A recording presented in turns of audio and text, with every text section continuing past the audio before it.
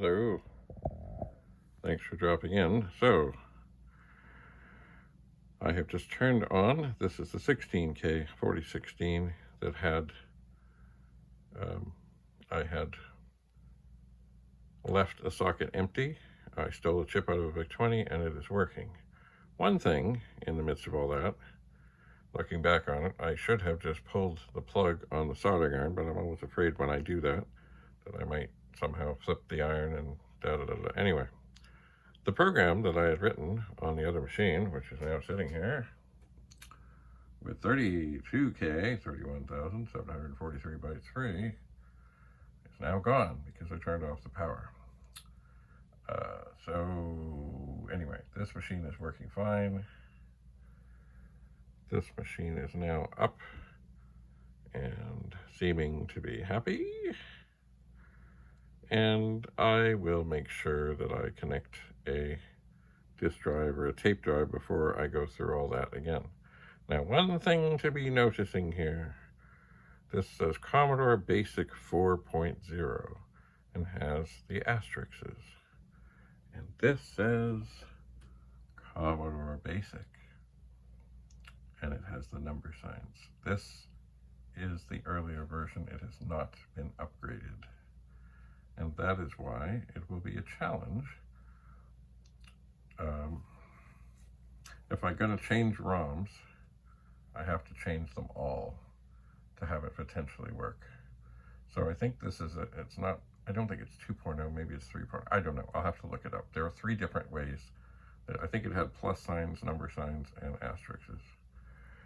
So this is the latest and greatest operating system for the PET with 16K.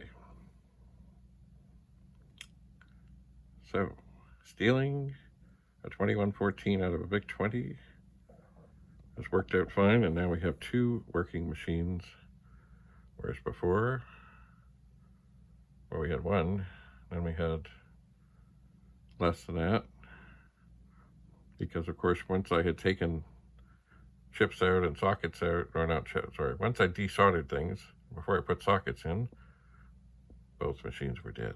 Anyway, they're alive now. So here we have, as I refer to it, PET number 5.